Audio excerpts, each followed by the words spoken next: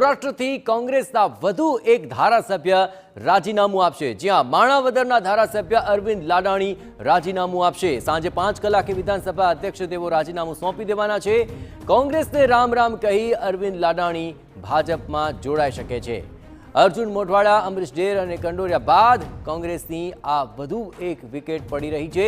લોકસભા ચૂંટણી પહેલા સૌરાષ્ટ્રમાં કોંગ્રેસના સુપડા સાફ થઈ રહ્યા છે। સૌરાષ્ટ્રમાં કોંગ્રેસ પાસે હવે માત્ર સોમનાથના એકમાત્ર ધારાસભ્ય બચ્યા છે।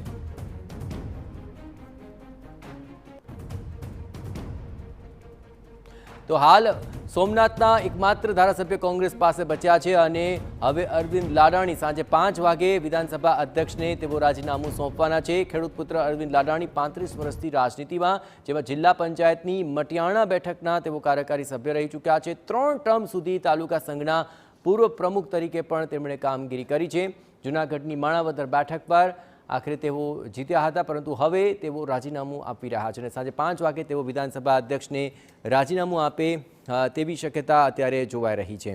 તો આપણે જણાવીએ કે હાલ આ સમગ્ર ઘટનાક્રમની અંદર એક બાદ એક જે ધારાસભ્યો છે તે આખરે રાજીનામું આપી રહ્યા છે। ત્યારે સૌથી મહત્વની બાબત એ છે કે આખરે હવે સૌરાષ્ટ્રની અંદર કોંગ્રેસના ધારાસભ્યોનું જે સંખ્યાબળ છે તે આખરે એક બાદ એક ઘટી રહ્યું છે અને સૌરાષ્ટ્રમાં હવે એકમાત્ર ધારાસભ્ય સોમનાથના બચ્યા છે અને તેને જ લઈને આગામી દિવસોની અંદર પણ આખરે હજુ જો ધારાસભ્યો પડે છે તો કોંગ્રેસનું સંખ્યાબળ હજુ ઘટી શકે છે।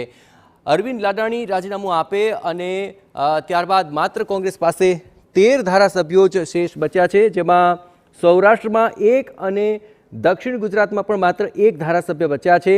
માત્ર ઉત્તર ગુજરાતની અંદર 7 ધારાસભ્ય છે અને મધ્ય ગુજરાતની અંદર કોંગ્રેસના અત્યારે 4 ધારાસભ્ય બચ્યા છે। એમ કુલ મળીને માત્ર 13 સુધી પહોંચી ચૂક્યું છે કોંગ્રેસનું ધારાસભ્ય સંખ્યાબળ।